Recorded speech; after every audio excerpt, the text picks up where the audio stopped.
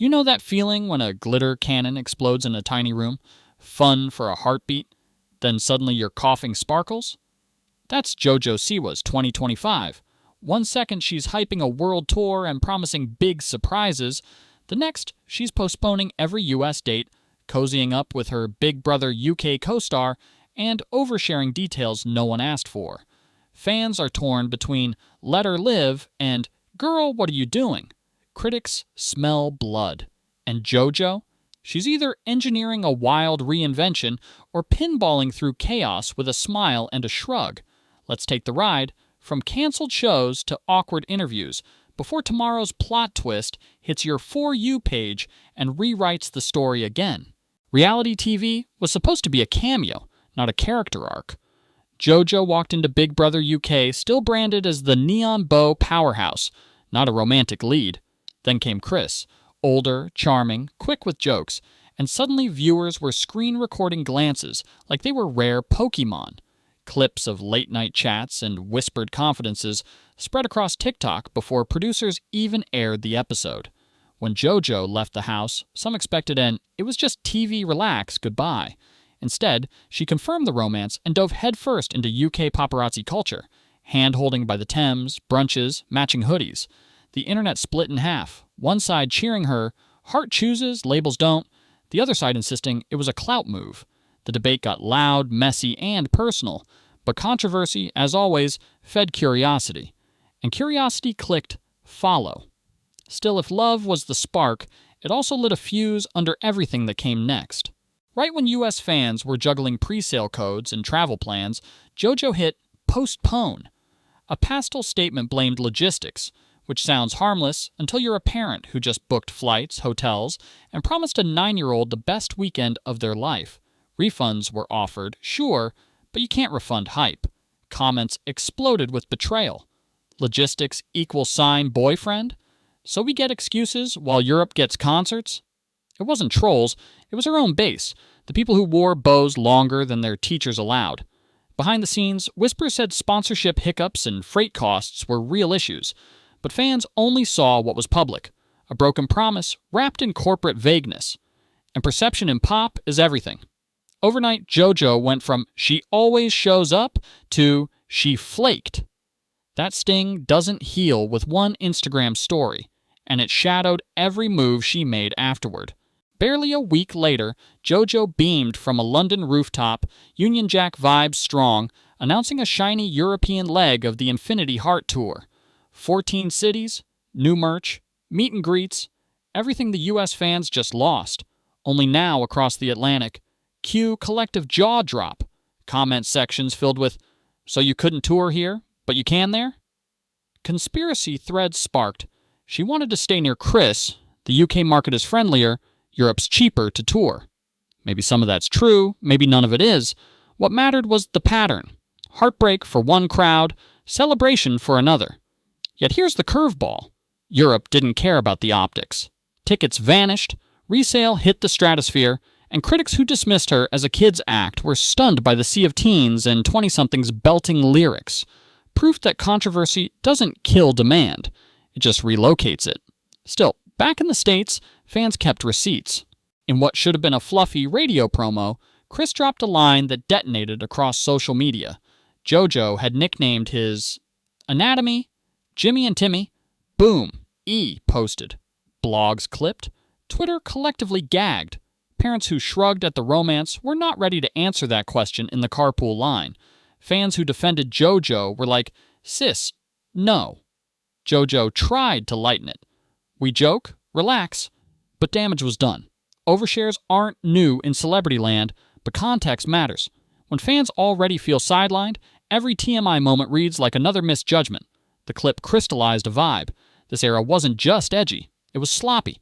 And once the internet crowns something too much information, it never unclaws it. The meme cycle spun, and JoJo had to decide.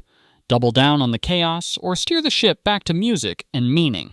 Once upon a time, last year, JoJo declared her future kids would be Freddie, Eddie, and Teddy. She even inked the names, a forever promise to a future she hadn't met. Fast forward, she's laughing on IG Live, admitting she's over the trio. New fave, Silva. Gender neutral, clean slate. Fans whiplashed between iconic pivot and are we in a parody? Tattoo artists joked their lasers were ready. Some fans spun wild theories linking Silva to UK currency, crowning it proof she's moving across the pond for good. But honestly, it's classic JoJo. Impulsive, loud, and always painting the future in neon, even if she repaints it next week. It's charming, until it conflicts with promises. When everything, tours, relationships, even kids' names, is a moving target, fans start craving something solid. And that craving fuels the lingering question. What exactly does JoJo stand for right now? Reinvention demands a headline track. JoJo chose a mountain. Kim Carnes' Bette Davis eyes. She drenched it in synths, roughed up her vocals, and rolled out a moody, retro visual. Fashion mags loved the bob wig and smoky eye. The internet, not so much. Memes compared her voice to a blender on its last spin cycle. TikTokers made How My Roomba Sings edits. A cryptic post from Kim Carnes about respecting classics felt like a subtweet, and fans ran with it. But JoJo didn't pull a disappearing act. She went meta, posting a TikTok auditioning to play herself, deliberately missing notes and cracking herself up. Millions liked it, which proves something. People adore self-awareness. Still, humor is a band-aid, not a bone reset. If she wants to plant a flag in music's new era, she needs a song that slaps harder than the jokes. Until then, critics will say she's leaning on meme culture instead of melody. While the public argued, JoJo quietly pivoted behind the curtain. She slipped out of her major label contract and signed a distribution deal with a nimble indie. Translation: fewer chefs, more freedom, bigger risk. If the next song flops, it's on her. If it hits, the credit's hers too. Meanwhile, she doubled down on self-roast content. My right side versus my left side, TikToks, goofy vocal warm-ups, throwback clips where she mocks her own lyrics. The vibe, you can't drag me if I drag me first. It's smart, up to a point. PR pros warn that constant clowning can make audiences forget you're serious about anything.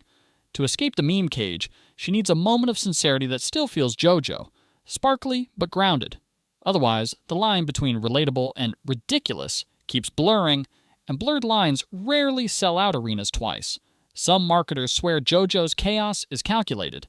Stay clickable, feed the algorithm, then drop a tearjerker ballad or a club banger and ride the redemption wave. Others say she's torching trust, especially with parents, faster than she can rebuild it.